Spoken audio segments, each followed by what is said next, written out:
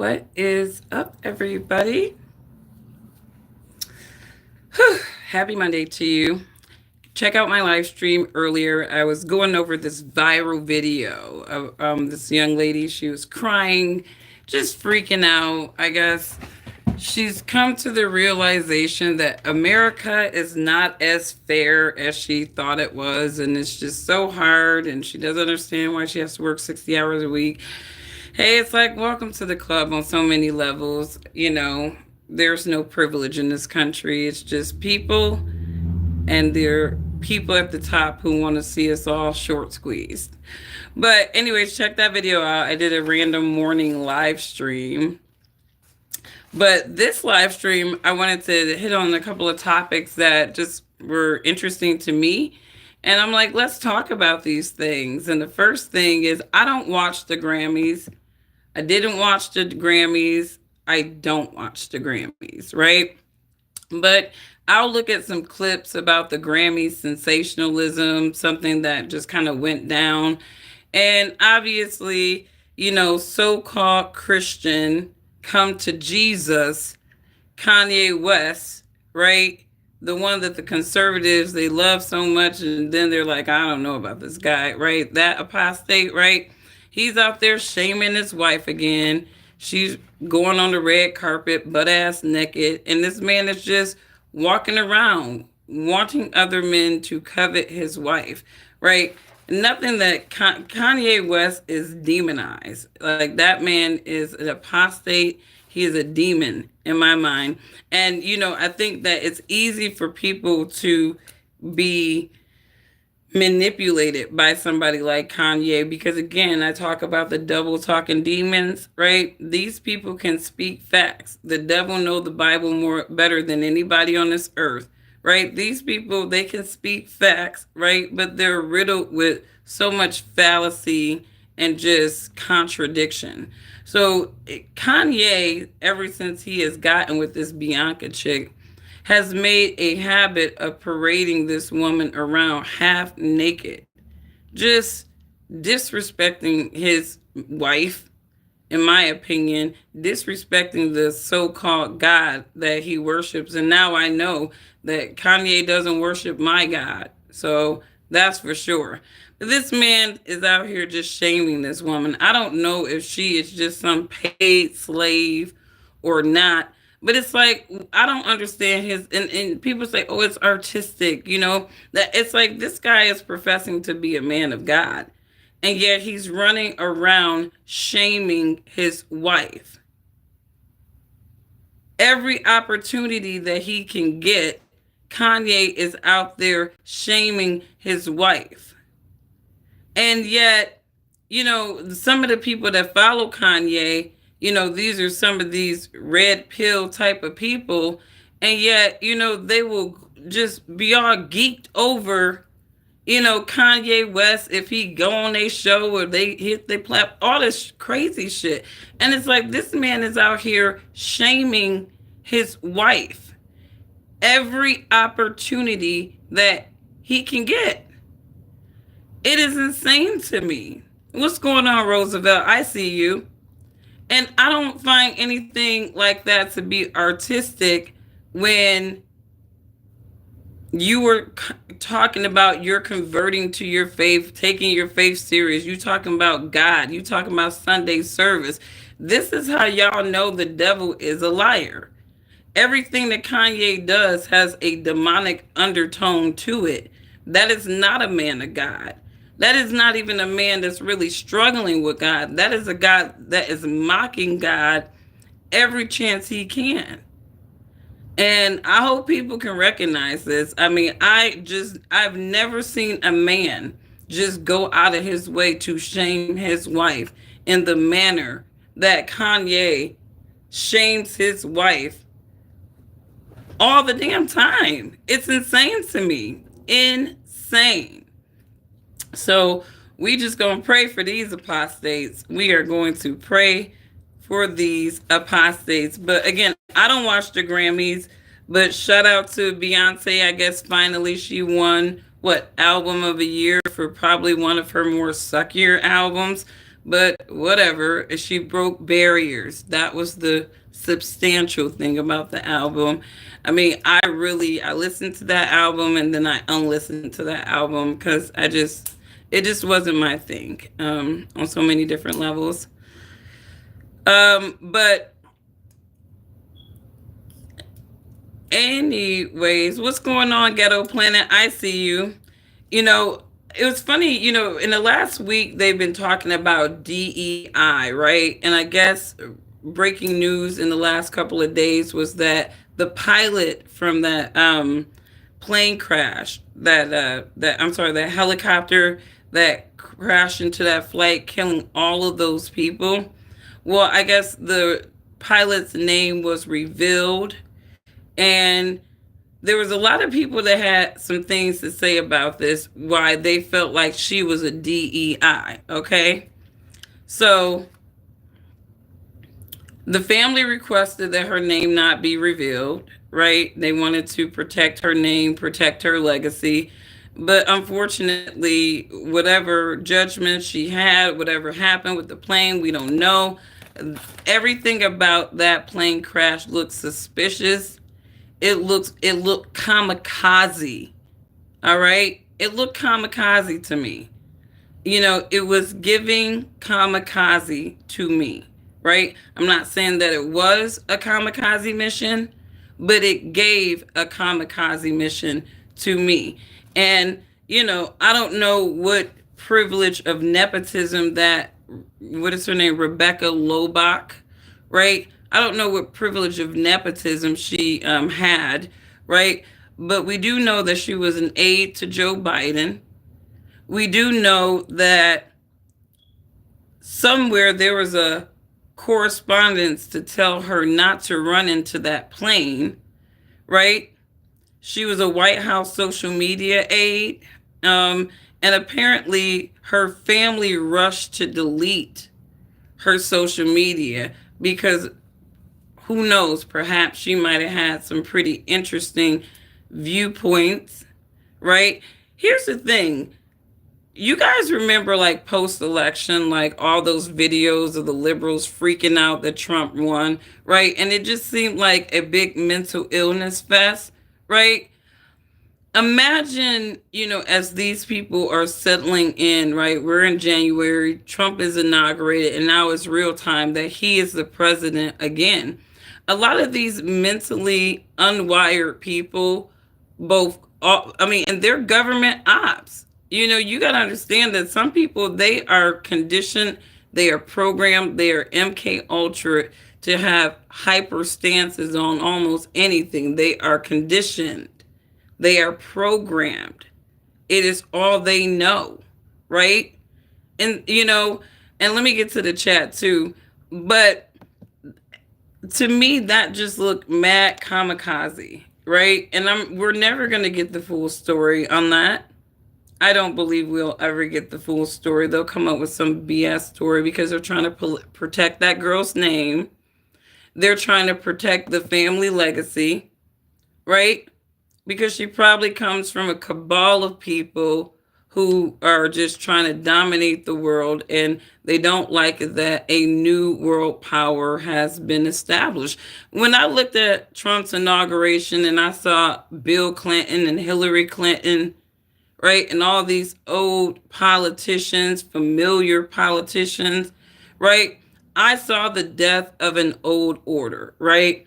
And I think the reason why a lot of those people hate Trump right now is because he's kind of like the rebirth of this political order in America. What it's going to pan out to be, I don't know, right? We all just got to deal with the shit, right? But I just look at Trump as like this rebirth of some last rites of political strength and power in America.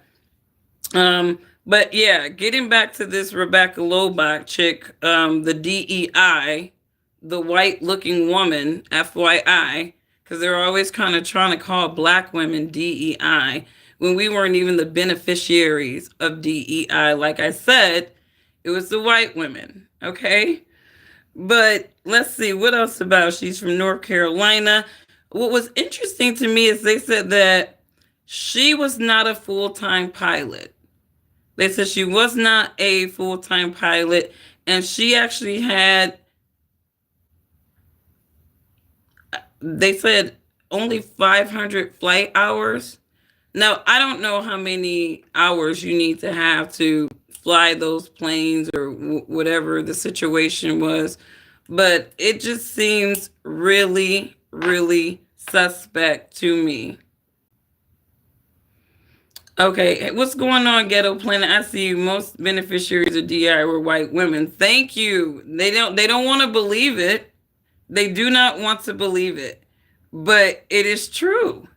It is absolutely true that the primary beneficiaries of DEI were white women. Matter of fact, I swear I knew so many quote culture consultants and DEI professionals making stupid ass money, right? Because every company was on the bandwagon of DEI because the elitists at the top, the Democrats and all their ESG buddies were like, you know, this is what we're doing, right? And it just, to me, like, it was just, to me, I saw it crashing and burning before it even was executed. Because, like I said, I saw mostly the faces of diversity and equity and inclusion in many organizations are not black people. They may sprinkle in a black person here or there just to make it look a little bit more credible. But at the end of the day, these people, these programs were not for black people, right? And honestly, I look at all of these programs as like a slick little money laundering scheme in little slick ways. You just got to be on a train to get a benefit of it. But anyways, let me know what you guys think about this whole DEI conversation, this pilot. I don't think that Trump should be blaming this on DEI at all. Like I said, that looked mad kamikaze. He needs to, I know he can't outright say it's the Democrats trying to cause catastrophes because I just got reelected and inaugurated. Now they want to pop off a bunch of dumb shit, right? So that it makes this administration harder and harder to execute its vision, right? Because they're gonna be doing all this side chick stuff, right? That's why my conspiracy theorist, my hat is on, y'all. For the next 4 years under the Trump administration, I am going to be, I guess, a supreme conspiracy theorist because nothing is what it seems. I don't think any of this stuff is an accident. And I think there's going to be more weird devastation, because honestly, regular people, we're just casualty to the bullshit that these people are planning. I truly believe that. And I don't think they care about killing off a couple of tens of thousands of us, right, to create a catastrophe for Trump to mitigate, right? And like I said, if Trump says we're pulling out of the World Health Organization, guess what they probably gonna do? They probably gonna pop a pandemic on our ass or some weird ass super gain of function disease that they've been working on just in case this Trump scenario played out again, right? I believe this shit about these people now because you look at the other one from 2020 and that was just a big old psychological test, right? That was just a test to see, okay, how many people would be compliant, how many people would really believe the BS, how many people would believe X, Y, and Z, and they had all these so-called credible faces just manipulating the public. It was a damn shame. But anyways, you guys, what was else on my radar? So JD Vance, a couple of days ago, about a week ago now, he was on Face the Nation with Margaret Brennan. And she was pressing him about this immigration, this aggressive immigration, deportations and detainments. And she was making the argument that America was built on immigrants. And quite frankly, that's not true, right? America was already founded, it was already established by indigenous people. And that is really the raw history of America. The Christopher Columbus didn't discover nothing but another tribe to colonize. So we got to be real about this. He didn't discover America, right? He just discovered some other people who weren't as advanced as they were to subdue and take their shit. All right? So fast forward, right? The colonizers came, right? But they couldn't build this shit by themselves. So what did they do? They took notes from every other nation that built themselves in history, and they got a bunch of slaves, right? Some of those people were indentured servants who wanted to come to the free world, but many of those people were slaves, you know? And, it's so funny. There's this blog that one of my friends put me onto called My Lunchbox. And if you're onto that blog, I love you. I think you're cool and you are my spirit animal. But My Lunchbox is a really awesome blog because this guy goes through this history of all these structures and architecture and all this stuff in different cities around the United States. And he's like, kind of posing the perplexing question of how did we get these types of structures if we didn't even have the construction to do it? Well, it's like, well, how did Rome build the way they built? How did the Egyptian did? A lot of that was human life casualty, right?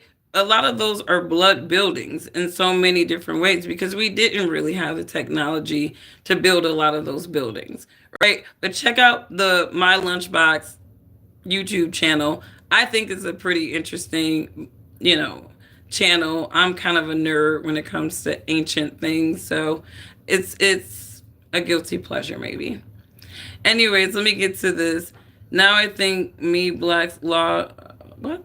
Else humans see monster because the colonizers came to their land and ships from yeah, I mean, yeah, I can imagine that, that was the only way that they could describe it, right?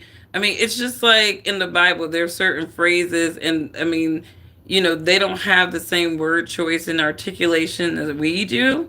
So I'm pretty sure they saw big old ships that they probably never seen before, maybe. And yeah, they probably were sea monsters because they were probably coming. Yeah, my lunch break. I'm sorry, Deb E. Thank you. Deb E, you are my spirit animal, just in case. It's like, my lunch break is awesome. Thank you. My lunch break. So that is a great channel. Deb, you are my spirit animal because it's just interesting. Check out that channel. Right? I give love to the channels that I feel like will might maybe inform or enlighten you, but it's a very interesting channel. But moving on, birthright citizenship. This is my view on it. If you are an individual who went through the legal process of being in the United States and you have a child on this land and you are legally here, then I do believe that the conversations of a dual citizenship or whatever like that could be had. But if you come into this nation illegally, I do not believe, even if you have a child on this soil, I do not believe that you have a birthright to be an American citizen. Even if you were born on this soil, I do believe that, and I think there's a lot of people who are upset because Trump is revisiting, obviously, birthright, right? And how we see individuals who come onto this land. If they come here illegally and just start dropping, popping out babies, right? That baby does not have a legal right to be a U.S. citizen. And I don't even think that we would even necessarily consider them for the naturalization process unless their parents were going through that whole process as well. I don't think that the children of illegal immigrants or migrants have a right to have a title as American citizen because their parents broke the law. they have a better title as criminal than an American citizen, unfortunately. And these kids can't help the decisions that their parents made, but they did break into a country illegally, and there's consequences for that. And these people, obviously, if nobody shared the risk of the consequences that, hey, Trump might get in, I mean, hell, I'm pretty sure they had these illegals thinking that Kamala was going to win. They probably had them thinking that Kamala was going to win, like those Democratic donors were convinced that and promised that Kamala would win. And we see what happened there. Anyways, I'm first generation American. My parents got their papers decades ago. I mean, I remember when people used to have to go through a process to become an American citizen. We weren't just handing out citizenship like Halloween candy. You know what I mean? It's like now, and honestly, like I said, if I were a product of immigrants, I would be pissed off that my family had to go through all they had to go through, all that money, all that waiting, all that processing just to get like go through all the steps of immigration, and then only for the Biden administration to come in 2020 and just basically elude it. I mean, because they'll lie and say we never opened up the borders, we never know. The rhetoric was very suggesting, and a reasonable person would believe from afar that America was open border based off of the rhetoric and even the executive orders coming down from the Biden administration. So they cannot walk back this influx of immigrants. It was a cattle call. It was a cattle call to get cheap laborers, cheap workers, and these people were going to be undocumented, paying under the table. And it's like, again, somebody explain to me how they pay billions of dollars in taxes if they're undocumented. I mean, this is the argument of some of these Democrats. It's like, well, how the hell are they paying taxes? They got to be on the books somewhere for somebody to tax their ass and for them to actually pay them. Somebody explain that to me. But anyways, what else did I have on my radar? I saw that Diddy was hospitalized. That man is 55 years old, right? And I think he's been in jail for what, some months now. And I think the longer you stay in a situation like that, the more, you start psychologically having issues, and there's a lot of people who believe that Diddy is not going to get out of jail, right? I think that there's a lot of people who might believe that Diddy might get Epstein in jail, right? And then there's some people that believe that Diddy might, actually get off, that some of this freak off stuff and the sex trafficking stuff that people were talking about wasn't nothing more than a bunch of freaky ass grown-ups getting it on, and a bunch of groupies who wanted to be so down that they'd be willing to do anything to be down, even get their asses lathered up with some baby oil and a bunch of sex toys shot up it. So I don't really know if I buy all of these accusations coming out about Diddy. Obviously, he pissed off the wrong people and they're short squeezing the dude out of his money. So they got to keep him in jail so that some of their buddies can get paid off, to some sufficient degree before they'll stop making the man agonize. They definitely want to bring him down from that billionaire status and ensure that he never gets back up there again. So I think that's what it is. This is a short squeeze in a Diddy. Maybe we will see him again. Maybe we won't. But he's definitely going to have a permanent fall from grace, in my opinion. Much like DJ Academics. DJ Academics is spazzing out right now. The dude is just obnoxious to me. But this is what happens when you have men, beta men, with money. This is what happens when you have beta men with money. They're not calculated. They're like children with money at that point. It's a false sense of empowerment. And instead of being truly a logically driven man. These people are driven like young boys. I don't know if it's like Peter Pan syndrome or what, but some of the most wealthiest people, unfortunately, have Peter Pan syndrome. And we are just all victims of their lack of not being able to adult mentally. But it is what it is. But apparently, Diddy had some knee issues, so he had to get an MRI scan. I'm like, I wonder how well he's being treated in jail compared to the other prisoners.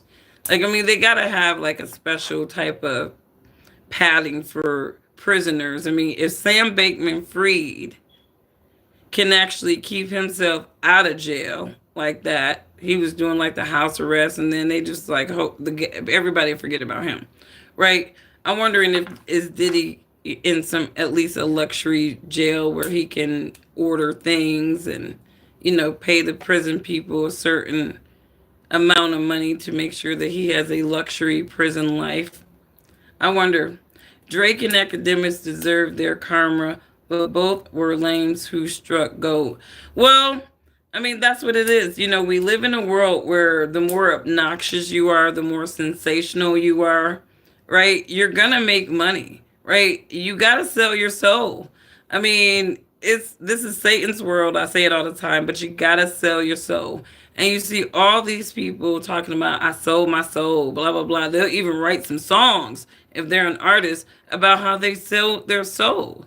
And that is just to tell you that they got their fame, they got their relevance, but it is the devil, he gives and he takes. And I think some of these human beings, sometimes they get beside themselves. They start feeling like they are gods. And even the God of this system of thing, Satan is like, oh, hold up, you a little too beside yourself. Let me humble you. And even the devil be out here humbling these folks. They have the devil in them, and sometimes the devil be out here humbling these folks all the same. All the same. All the same. So what else was on my radar? So there's this guy. I want to hear, like, we're gonna listen to a video together. And I want to see what you guys think about this video. Um, I'm not gonna play a whole lot of it, but this guy is going on a rant. Now, when I listen to people going on rants about the economy, what a new president is gonna do, you always got to read between the line. Obviously, this person may have some political bias, right? But I think sometimes, in between some of these people's political bias, it's like there's a truth that can be gathered, kind of. Where are my posts at? Did YouTube get rid of the community posts? Hang on for 1 second. Trying to figure out.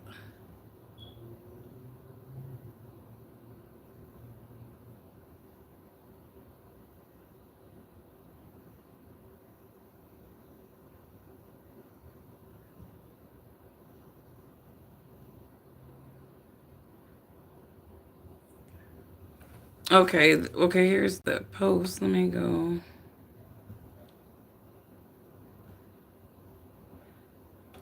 I cannot find the community tab.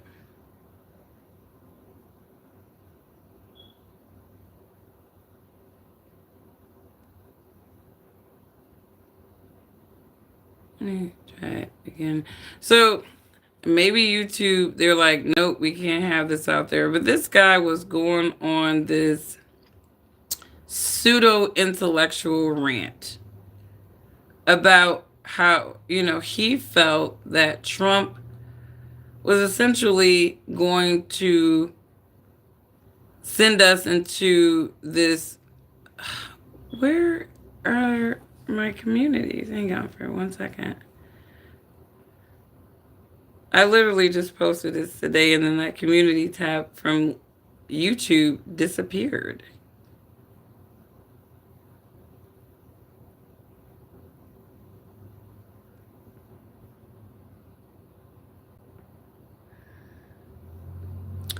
Well,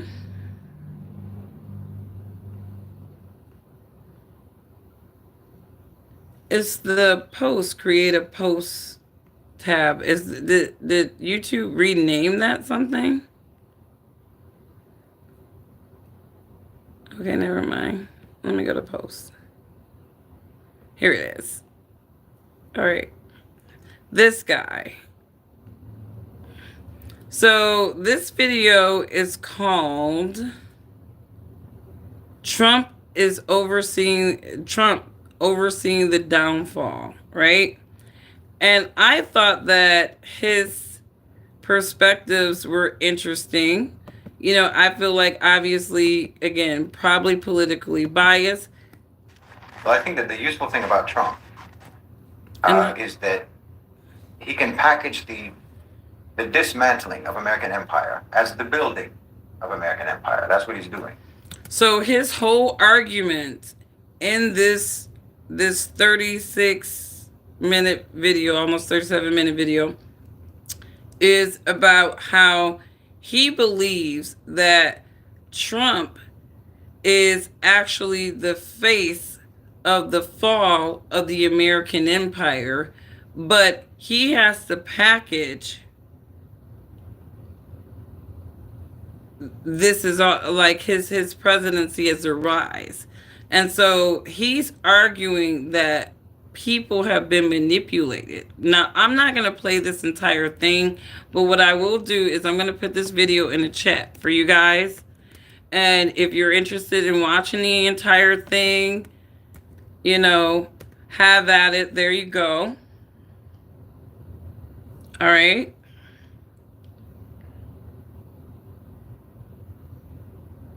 So you think it's propaganda? It could be. I mean, this could be completely fear strategy. Guy is just talking mad, pseudo intellectual. And that's why I always say take things with a grain of salt. You can't jump on, what anybody say, like, and take them literally. You got to kind of dig into where they might be coming from. So as we are entertaining this man's perspective, number one, I want to say that I don't agree with what he's saying entirely. I think he makes some interesting points that I would be watching out for, but just listen to what he says.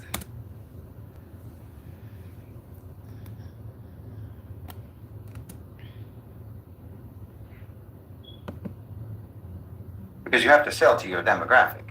And Americans are not the most mature, the most realistic, the most responsible people in the world, the most well acquainted with history and so forth.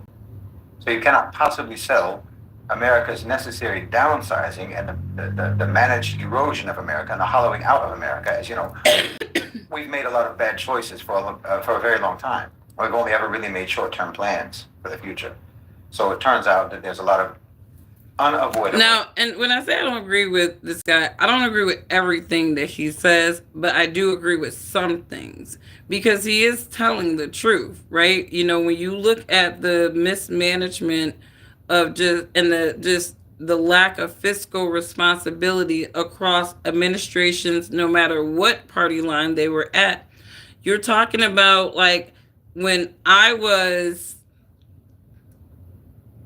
maybe around 8 years old, the United States deficit was like 3 trillion, or the United States debt was like 3 trillion. And you're talking about since the time I was about 7 or 8, and I'll be 42 soon, you have added over 37 something trillion dollars to the debt since that time, right? You can't come back from that easily. You're going to have to imperialize a shit ton of countries to get to that. And you have to imperialize countries that have resources that we could have on the market, right? You have to imperialize nations with decent GDPs, right? You can't be short squeezing the already poor people because now it's like it's inhumane, right? They ain't really got too much extra shit we can take from them. So, I mean, I do believe some of the stuff that he's saying has some valid points to them. Necessary changes that have to be made at your expense. You can't really sell that to the American public. You can't tell the American public the consequences are a thing. That demographic of political consumers simply cannot compute a message like that. Because look, what Trump is going to do, what he is doing, and what he will do, uh, these are all things that were going to happen anyway, with or without him. He's just the one who's selling it to you as a good thing. That's his job. He's like the guy at a company who's designated as the one to deliver the bad news to you that you're going to be let go. And you designate him for that job because... So he's claiming in his pseudo intellectual take about Trump is that Trump is really setting Americans up for a big ass lie, and that the recovery that is really necessary for America, which is what I have been saying, and LinkedIn, I am still banned from LinkedIn. Why am I banned from LinkedIn? I don't know, because they are weirdos and all of that trans shit has been walked back. So you should just start restoring the common sense people's accounts back, because we were right anyways. But anyways, I've been saying for a long time that America needs to get a handle on its spending. We need to take this pandemic time as an opportunity to get every American in the mindset that they're going to have to really tighten up things, right? And they're going to have to really kind of live very, very simply until we get out of this economic hump, right? But they just kept encouraging people to stay the course, do the same thing. We're going to recover the American dream, which has been shattered for decades now, thanks to NAFTA, right? You can't come back from NAFTA, really. You really can't come back from NAFTA unless you just have you have to bring government spending down super duper duper duper low. And I think that's what their effort is with this Doge thing. They're trying to make it seem like, look, the Democrats were spending like bipolar maniacs, and now we're coming in as the fiscally responsible ones. It's like, no, we're coming in being the bad guys, right? We're coming in being the bad guys. Democrats did all that bipolar spending, and now we got to come in and say, guys, we're on ramen noodles for the next 6 to 12 months. And all of those pipe dreams of groceries going down, that's going to take a while. And I think America, instead of just being straightforward with Americans and just saying, hey, it took us a while to get into this shit, and these are our goals here. This is the pathway we're going to get on to make things better. But for right now, things are going to be super duper tight right now, right? They can't really say that. So this guy is saying that they're packaging the rhetoric and knowing that America's downfall is almost imminent in so many degrees by execution of some of the things that Trump wants to do. So again, this could be a Democratic shield trying to raise all kinds of propaganda and fervor. But like I said, I like to listen to both sides of the argument just so that I can kind of understand, you know, the perspectives. And it's not that I disagree with some of the things that he's saying. I just don't know, right? I don't know what Trump is going to do. I don't know what the outcome is going to be, right? But it's interesting that he's being so definitive. He has a way of presenting it to you. He has a way of presenting to you you being fired as the greatest opportunity of your life, you know? All the new horizons that you're going to be able to pursue and so on. That's Trump. That's Trump's job. You know, America has been stuffing balloons up their sleeves for a very long time and telling everyone that they're muscles. But now even the balloons are deflating. The great American hoax is over. And Trump is there to oversee the dismembering of American empire. The U.S. is going to be isolated, it's going to withdraw, and it's going to be non-competitive globally. Like I said, this is all unavoidable. This would have happened with or without Trump. You've simply come to the end of your life cycle as a hegemonic superpower. And the decay and the decomposition that will follow is just part of the natural process. Trump can't be blamed for that, and he can't be given credit for any of this. But his job is to make you think that none of it's happening, even while it's happening right in front of your face. This is... Let me stop and get to some of the comments here. All right. So you're right. She really doesn't look amazing tonight. Oh, thank you so much. I appreciate it. Yeah, let me tell you, these braids are having. I never have to think about doing my hair. Oh, did the live stream stop? Yeah. But thank you. But you said buy gold. Hey, I can't tell what pronouns this person used. I don't use pronouns. I'm just a woman. I have a vagina. I've had 3 children.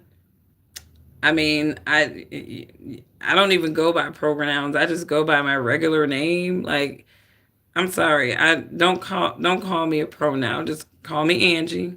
Just call me Angie. But I want you guys to take this conversation with a grain of salt because this guy, obviously, there's a lot of fear mongering happening on the Democratic side. But there's also, again, people keep talking about the pendulum swings. And I'm like, I feel like the devil is the one swinging the pendulum. So, it's like, which side of the devil we about to get right now? You know? But so take what he's saying with a grain of salt. But what are you thinking? Now, he's going to say some things about oil. He's going to talk about Saudi Arabia and he's going to talk about Russia. And he's going to essentially say how Trump convinced Saudi Arabia and Russia to flood, or he will allude to Saudi Arabia and Russia in 2020, Trump convincing them to flood the oil market, right? And because remember in 2020, we had all those like crazy things happening with the oil prices, right? Well, he's insinuating that Trump may have had a hand in that by convincing Russia and Saudi Arabia to flood the market. And I think that probably is what led to Nord Stream getting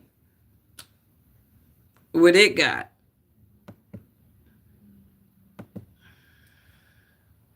This is what Trump's main job is. Because look, for example, drill, baby, drill, right?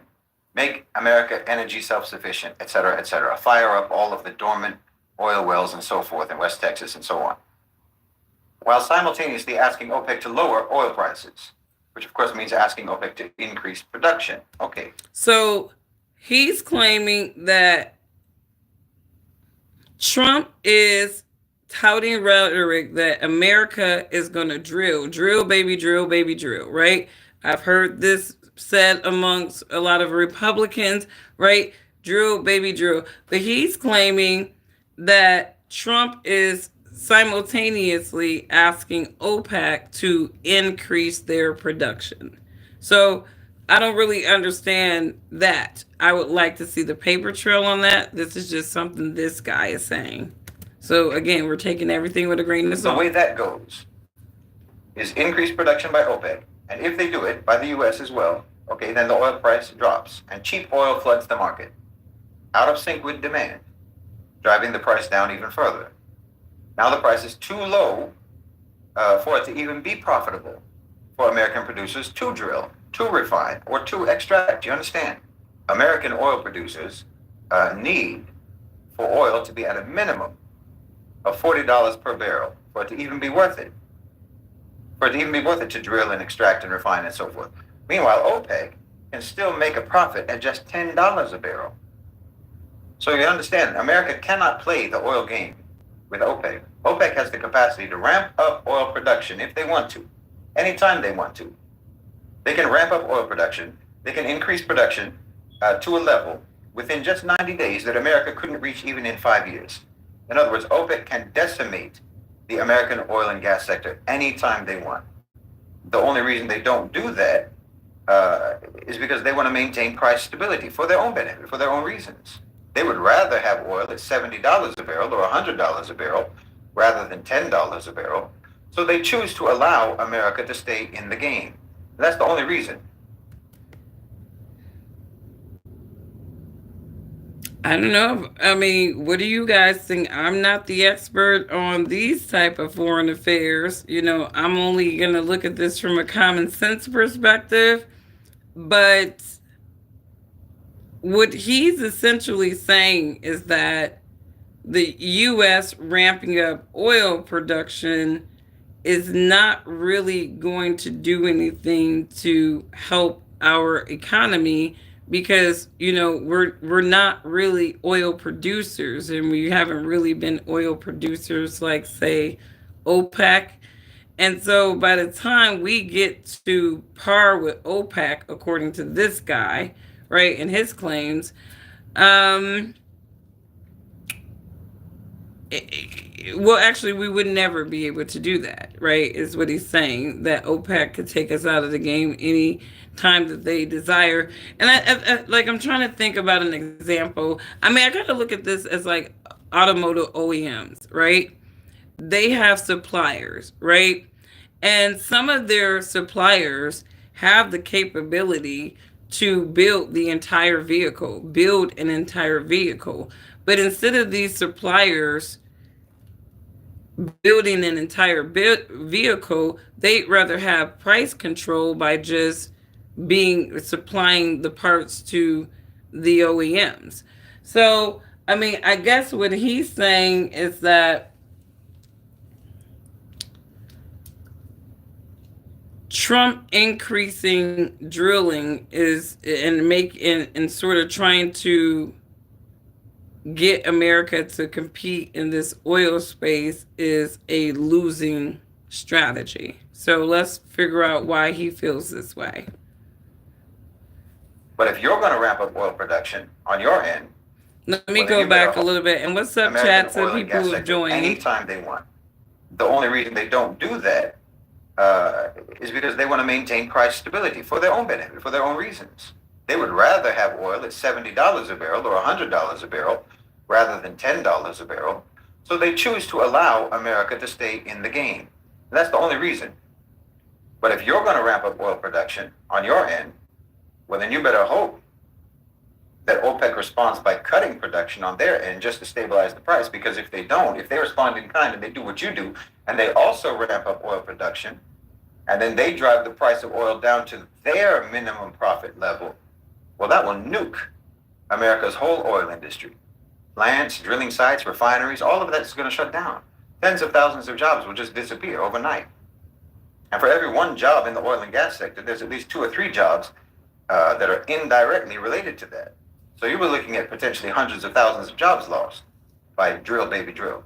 Not to mention, when that happens, no one in the private sector is going to invest in the oil sector anymore. Now, he's going to go into why Trump's drill, baby, drill is going to inspire the private sector to wipe out America's oil business. So we're all listening. And like I said, I don't let how are you? I see you. It is interesting. And like I said, I take everything that people say with a grain of salt, but I like to broaden my horizons, listen to different perspectives. And this was a perspective that I ran across on Middle Nation. This is definitely a left-leaning channel. And I know that because all the subsequent videos that come in the algorithm after this video are all left-leaning, okay? So I want to put that disclaimer out there. I want to put that information out there. When you are entertaining this video, this is a left-leaning source, okay? And I mean, Roland Martin popped up after this video. I'm like, oh, I know this dude is definitely left biased. So again, we're taking everything with a grain of salt because even dudes that sound smart and pseudo intellectual could be just spreading fervor, right? Or he could be speaking some common sense facts that people like him know, right? Because maybe they got some buddies in the background like, we're going to sabotage this mother Trump. Trust and believe he ain't going to be making nothing happen. Trump, I said this before, Trump needs to watch his back because everything that he's going to try to do, I truly do believe they got a sabotage plan for this man, right? So stop talking and gloating and big talking shit and just do it. Let them bitch about it later because they're going to be sabotaging this man, I think, for the next 4 years. Abandon renewable energy, clean energy, and so on. The Green New Scam, as Trump says, he's very much against that. And at the same time, you have the UAE and you have Saudi Arabia investing hundreds of billions of dollars in the U.S. In energy-intensive businesses in the United States. I mean, Trump said it himself. If oil companies drill themselves out of business, I don't give a damn. That's what he said. So, and again, I wish you would have gave us a reference to that quote because he's quoting Trump, and it's like, well, when did he say that? Do anybody else remember him making that statement? Businesses in the United States.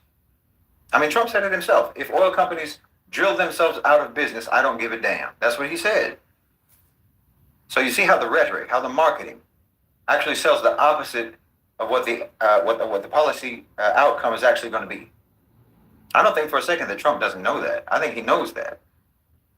No one who's putting these policies in place doesn't know what the outcomes will be. And that's why the policies are being pursued, because they want to achieve those outcomes, those very outcomes. But you can't sell that to the electorate. You can't tell the American people,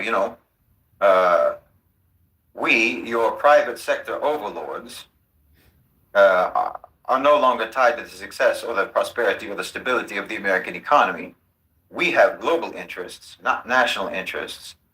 And so we've decided to drive the U.S. into energy bankruptcy as quickly as possible.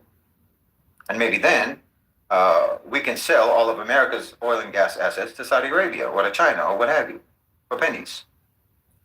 I mean, this sounds so damn outrageous, y'all. I mean, his claims are outrageous to me. I mean, it sounds interesting, but does it give a hint of outrageous? I mean, you said there would be no excuses these next 4 years. But how are we going to stop our tax dollars from being misappropriated for foreign wars and foreign aid? Americans need aid. What happened to America first? So, I mean, to be honest with you, I look at the wars that the United States have been involved in as really that short squeezing of America. In so many different ways, I don't think what this guy is saying is far off. Like, I think that he knows something that a lot of us don't know. And a lot of that is that there has been a creative short squeezing of this nation. I don't think that this nation is the economic powerhouse that we like to gloat about, and I think that a lot of other nations who have felt bullied by us, they have figured out a way to economically hedge themselves against us. So a lot of our power and a lot of that bullying, right, that we did before, and even with Trump's tariffs, right, we'll see how far that really goes, right, because these are all flexes, right? They're all things that people say because they know that Americans have short attention spans, right? They're on to the next, and all they can remember is that Trump did tariffs, he did this, he did this. This is why they do all these bogus ass executive orders in the first day of office. It's like, we're going to do this, all about 300-400 things. They're popping executive orders on, not really because these are laws. Executive orders aren't laws, right? And they can definitely be usurped, especially from the Supreme Court. So, but it's really just to show face, to show all the short-minded, short-term memory people Hey, he did this. I saw him get a handle. The first couple of days, he's doing this ICE charade. All we see is ICE, ICE, ICE everywhere, deporting people, right? Like, let me tell you guys something. I think in a couple of weeks, we ain't even gonna hear about that shit, right? We're not gonna hear about that shit. And whatever was what they normally do is what they'll probably continue doing. All right. What's going on, Rose Garden? Honey, I missed your comment the last time. And I literally, I don't beat myself up, but I'm like, oh my God, I miss Rose. Like, of all my people, I needed to make sure. There's a couple of people that come on and check into this conversation that I have to give love. And I'm like, I missed you. So, Rose, I see you, beautiful. I see you, I see you, I see you. And I hope you're doing very, very well today. But yeah, we're just talking about this guy, and I put the link in there. I'll drop it again for those of you who are curious about seeing this video on your own time. I just thought that this perspective was very interesting. And I'm not saying that I believe what this guy is saying. I'm not saying that what he's saying is going to fully transpire under the Trump administration. What I am saying is that he's saying a lot of things that, I think if you're a really conscious person, he's saying a lot of writing on the wall things. He's saying a lot of writing on the wall things that, like I said, truly conscious people, we've peeped, right? But again, we've only associated this with democratic tyranny, right? This dude is trying to flip the script and saying, hey, these are the same monsters, with a different face on the same coin. You can't give American people that. So instead, you say, Trump says, we're going to drill, baby, drill. We're going to drill, better, stronger, faster than anyone. We're going to produce more oil than anyone else in the world, and so on and so on and so on. We're number one, and everyone cheers. Everyone applauds while the oxygen is being drained from the room. And let me tell you, that's exactly what's going on. The last time Trump was in office, Saudi Arabia and Russia collaborated to flood the global oil market during COVID-19, no less. And the U.S., under Trump, the U.S., the media, portrayed this as a price war between Saudi Arabia and Russia. But it was transparently done. It was transparently undertaken by Russia and Saudi Arabia, specifically to undermine the American oil sector, the American oil industry. It completely crashed the oil price, making oil production completely unviable for the U.S., for U.S. producers, okay? Trump had good relations with Russia. He had good relations with Saudi Arabia, still does. And I think it's fair to say that this was a three-way collaboration, not just between Russia and Saudi Arabia. Trump was involved. And now Trump already wants to do it again within his first So week. he is actually claiming, that oil price war and that flooding of the market of the oil from Saudi Arabia or Russia, he's claiming that Trump might have been involved with that. And he might have been coordinating against the U.S. oil industry, which makes not a lot of sense. I mean, a lot of what he's saying, it sounds like some shit that the Democrats was doing, and now they're like putting their shit on Trump. But again, it's like the devil is a liar, so we don't know. We don't know. Week in office. I don't think OPEC is going to go along with it, to be honest. Not right now. Why should they? You said drill, baby, drill, so you go ahead and do that. You go ahead. You drill. But we are not going to initiate a crash in the oil price. We need the money right now. We have projects. So you have to take Trump seriously, but never at his word. Never take him literally. But do take him seriously. Because he's a mascot for a faction of power that needs to be taken very seriously. The A National OCGFC, owners and controllers of global financialized capital. They're essentially the real unipolar superpower of the world. Now, he said the name of this organization that Trump is supposedly a mascot of so fast that I couldn't catch it. Like, we'll try it again. To be honest, not right now. Why should they? You said drill, baby, drill, so you go ahead and do that. You go ahead. You drill. But we are not going to initiate a crash in the oil price. We need the money right now. We have projects. So you have to take Trump seriously, but never at his word. Never take him literally. But do take him seriously.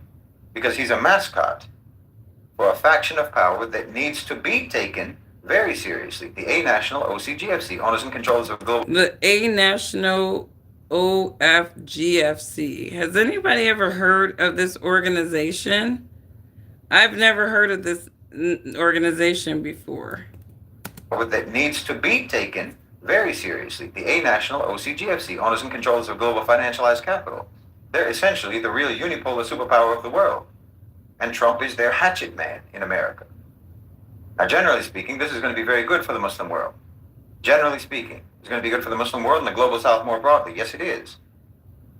But I know that things are going to get very hard for you in the U.S. Things are going to get very hard for you in the West overall.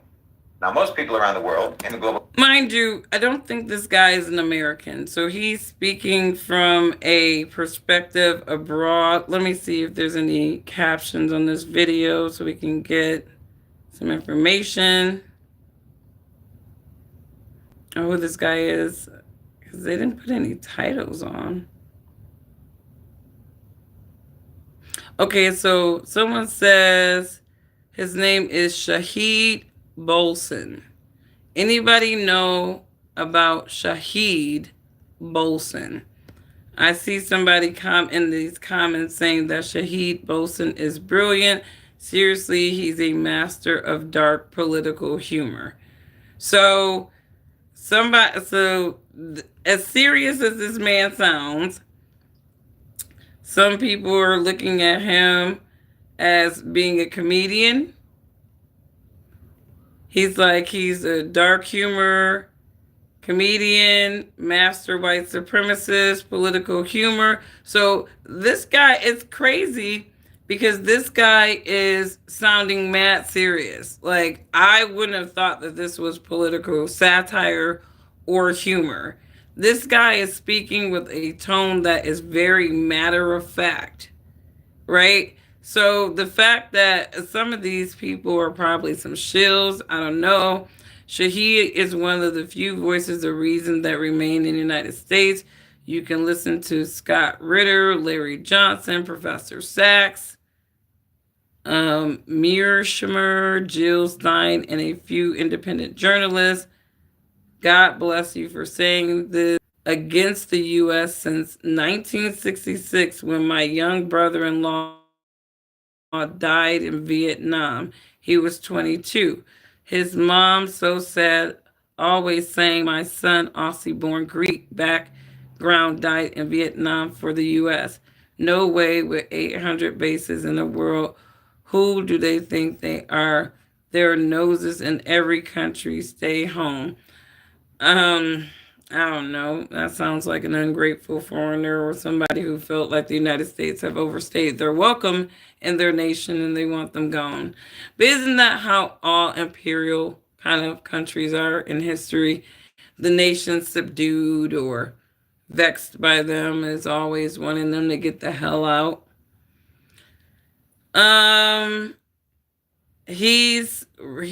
Some other person in the comments feel like this is a great take on how poor people are being tricked.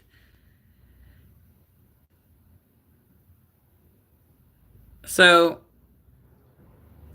there's some people, probably liberals mostly, that believe this guy's brilliant.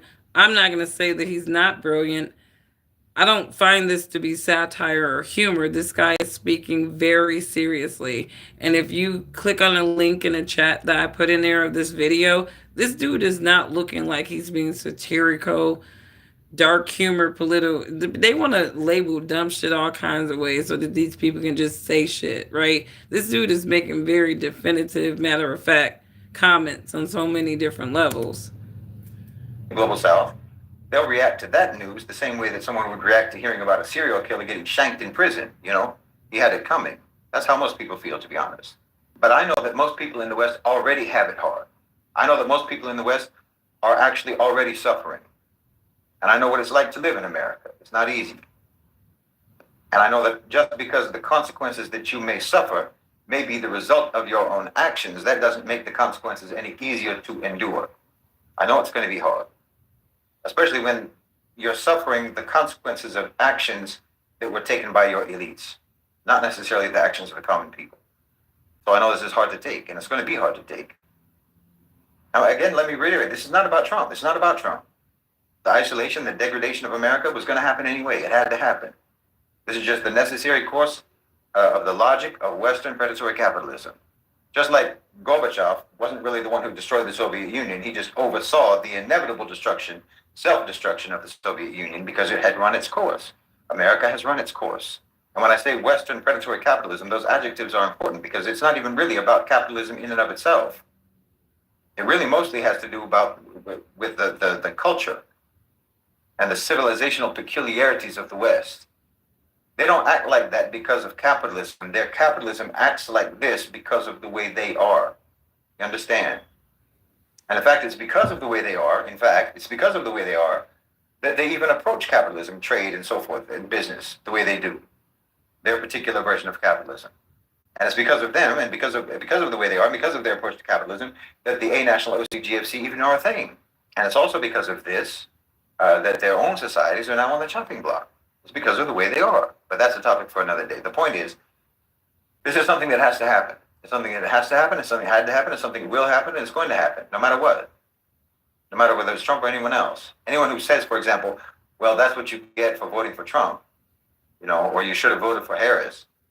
Well, I mean, you're so thoroughly indoctrinated and participating in the deception and the deflection of that system that you yourself are just as much a cause for the collapse of the United States as anyone else that you blame for it. You created a class of A-national elites, oligarchical elites, whose private profit interests are no longer connected to your own economy. You did that.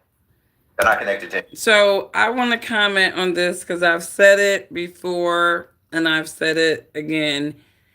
He blames Americans for creating the oligarchy of individuals that have basically demonized and destroyed this nation slowly but surely. I agree with him on so many different levels. Um, we've done this to ourselves. I mean, obviously, many of us were manipulated, but many of us, we did this to ourselves. And when we're talking about open borders and letting everybody in, he makes a great point because I've said this time and time again. Rome fell because they were open to any and everybody. And not everybody, I'm sorry, West Rome first, not everybody had the interest of Rome. And so what happened is, through those open borders, they started integrating these people into their politics, right? Into their army. And these people were eating the empire alive from within, right? And I do believe that that is what has been happening to America on so many different levels. Um, it is interesting because we want to brag about being a nation of immigrants, but so many of the people that we have allowed to come into this country really have zero loyalty to this nation, and they have been in leadership positions for decades.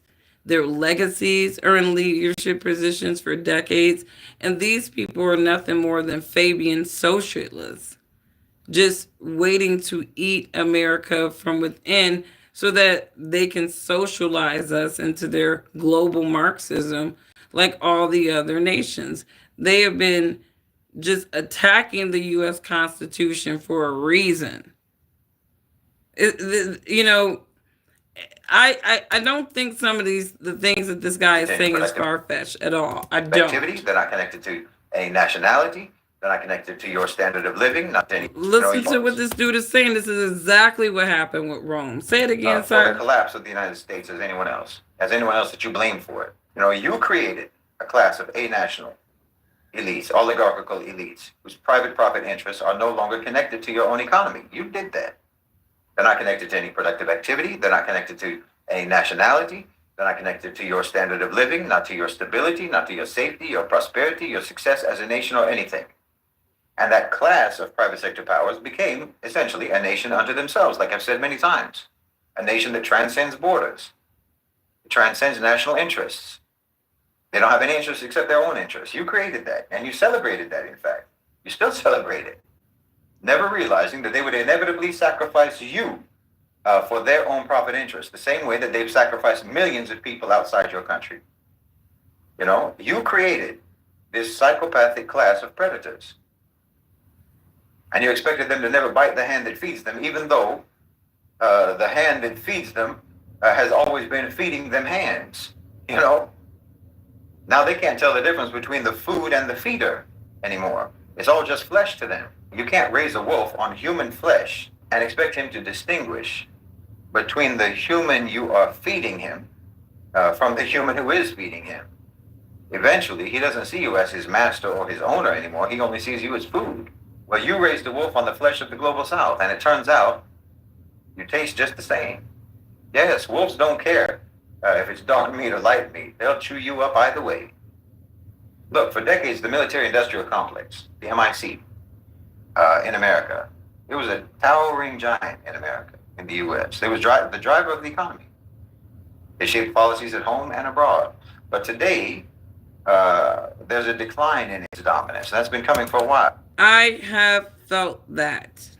I have felt for a very long time that the United States military industrial complex was not as strong and mighty as they claim that they are, right? And I've heard this said before. And this is kind of a cosign to what I've suspected too. I mean, I remember when the whole gays in the military thing was like big in the early 90s.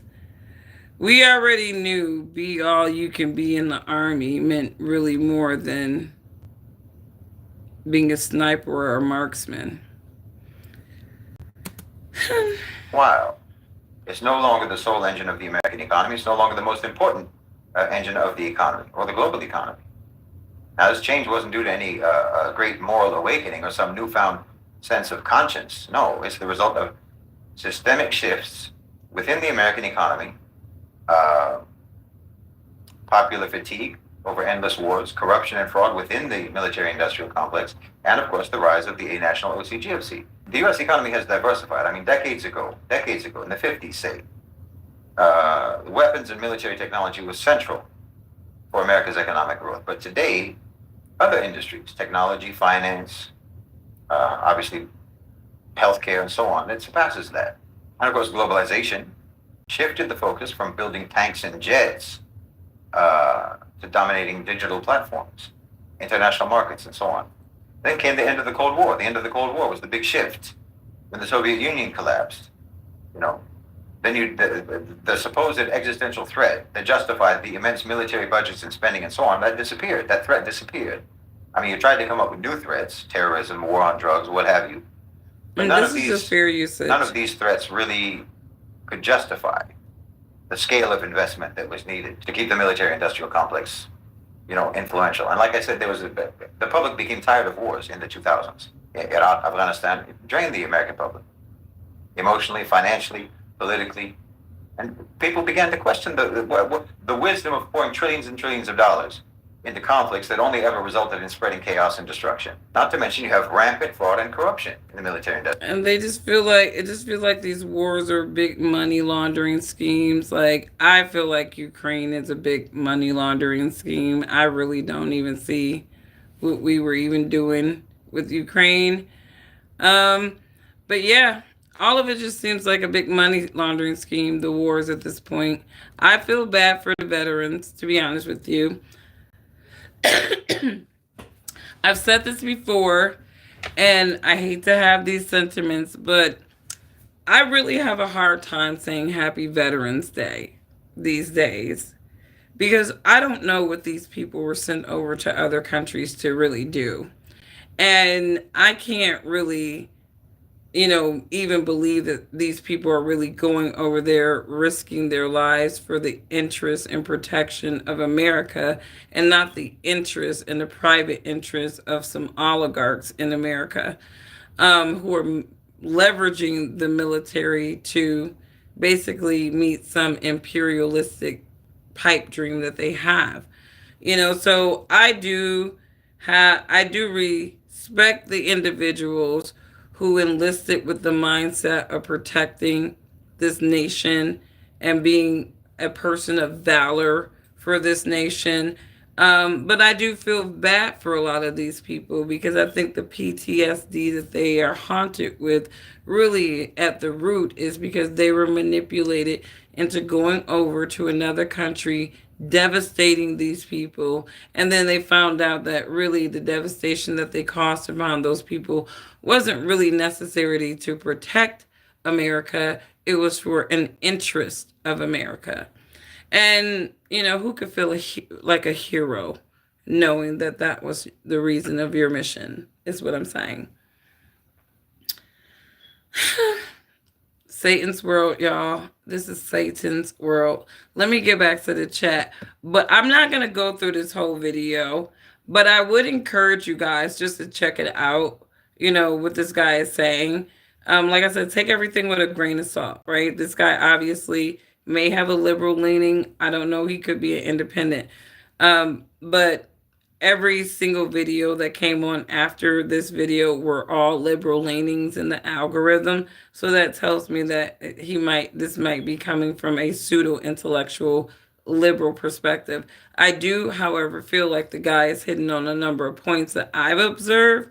And like I said, I am neither a Democrat or a Republican. I am staunchly independent. I like to look at both sides of the arguments, and that way I can stay objective, kind of look at things from the middle. And there are a number of things that he's hitting on in this video that I'm just like, I've thought about that. I have thought about that. All right. You think I could get $10? Honey, dumb questions. We ain't gonna do that. Some of them got addicted to it too. Hey, all right, let me move this.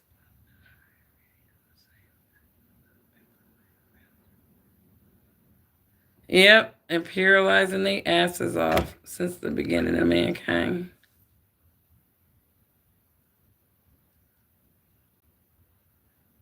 You think this guy is fear mongering? I did feel that way when I did get that same energy crew, the aftermath.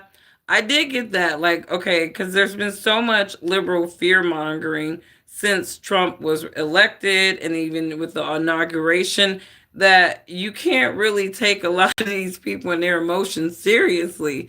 So you do have to have the emotional intelligence and even just a broader perspective on things to really kind of read between the lines. Now, the points that this guy is making, I find is interesting because he says something deeper in here, and I do want to touch on this because it was almost as if he was alluding to the fact that if the private sector so desired, they could just literally wipe out the U.S. oil industry, which I'm like, how, you know, I wouldn't have even thought about that.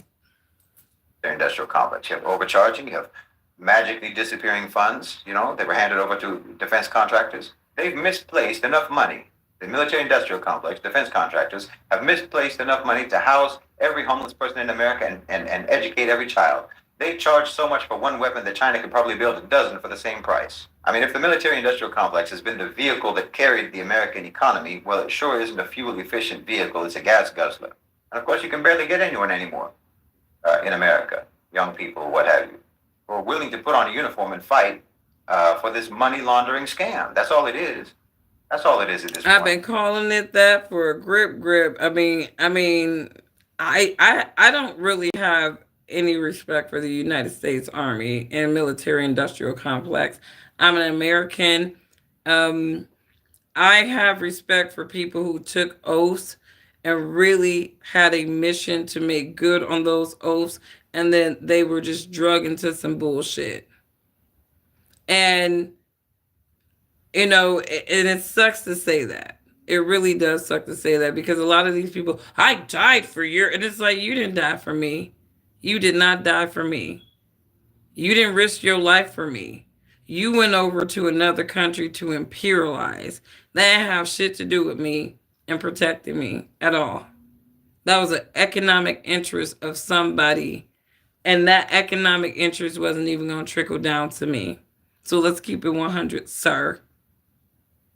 So that is just what it is. I feel bad for these folks enlisting, and that's why he's saying, a lot of these people are, you know, the enrollment, the enlisting is down because a lot of people don't want to go over there talking about you risking your life for this country and you over there imperializing other people. A lot of people ain't down for that. A lot of Americans are anti-war. Most Americans are anti-war. I wouldn't say that a large portion of the American public are warmongers. Even some of your weird ass Republicans who like to see who played Battleship too much as a kid or something, right? They ain't really just we got to just do this shit all the time. Why we got to do this, right? You know, but most of Americans we're not down for that, right? We're not raising our kids to be military people. We're not raising our kids to fight. Like the assumption is that this nation is not fighting. Like what are we protecting ourselves from? The people that we've been screwing over? Like I don't get it. I don't get what America has been doing militarily for the my lifespan and a little bit before then. It doesn't scream in the interest of Americans. It screams in the interest of some oligarchs in America. So I kind of agree with them on that point. I mean, you want to send your sons and your daughters to go die in a foreign country for Raytheon? Hell no. That's what they're doing. They're not fighting for democracy. They're fighting for general dynamics. Well, nobody wants to do that. How are you going to convince anyone that they're fighting for democracy 6,000 miles away from their own crumbling neighborhood in New York, and their neighborhood is crumbling because all of their tax money is going to Lockheed Martin? You can't convince people to fight for that. You can't. So then, because your pool of soldiers is shrinking, then you have to start changing your approach to killing and carnage. You have to start changing your means of destruction because you can't really do traditional warfare anymore. You had to develop new technologies, which means that the demand for conventional weapon systems, which the military-industrial complex was based upon, that's given way to focus on drones and cyber capabilities and artificial intelligence and so on and so on and so on. So the MIC hasn't disappeared, but its form and its scale has changed. And part of that, too, is because America started moving manufacturing overseas, globalization and so on. And in order for the military-industrial complex to really maintain its importance, well, domestic manufacturing was key.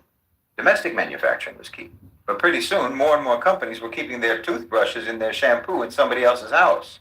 And you know what that means.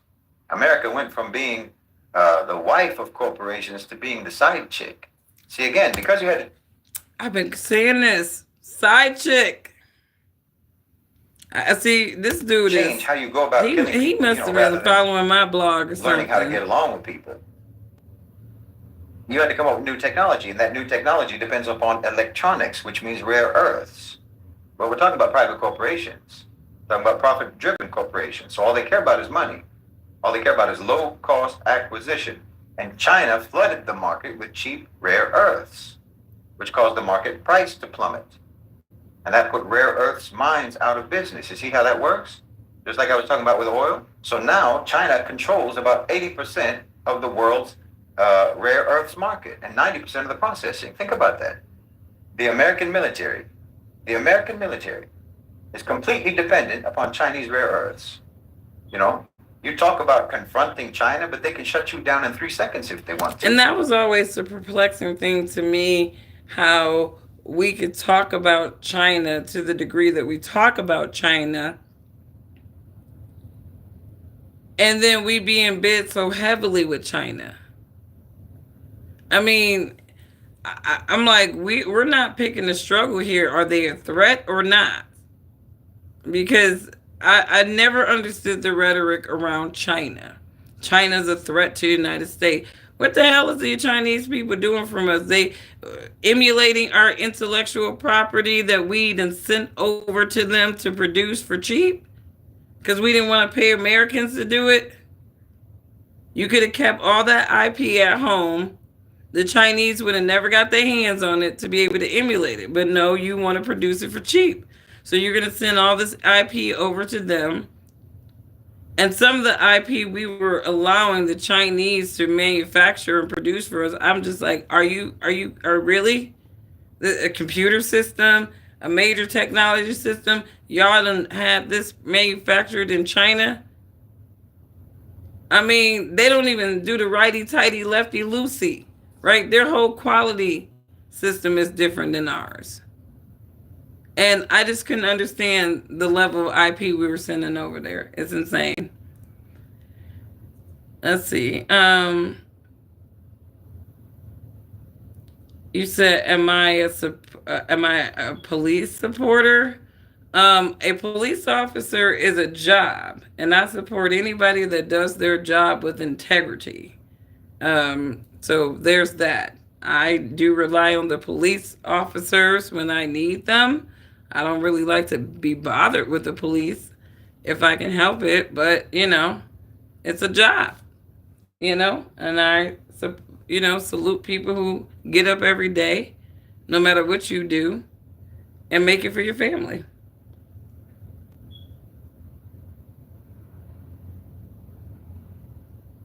You said, wouldn't China making electronics out of rare earth create more demand for rare earth minerals? That's a good question. America needs to start building our own infrastructure, and the tariffs will help us. Here's the thing. And you said the magic. You said a key word there. America needs to start building our infrastructure. Infrastructure has been in every single major spending bill since I was a kid. I thought we would be like the damn Jetsons by now. And yet here we are. So, I mean, they're short squeezing our taxes with these fluff spending bills, and we don't see the ROI. And I think that's what it is. There needs to be more accountability, like this man is saying, about where this money is going. They are sitting up here taxing people, and we don't even know what is happening to the money. We just know that our way of life is not better, right? The bigger threats to us seem to be our own damn government a lot of times. So, it's kind of like we're stuck here. But anyways, you guys, check out the rest of this video, all right?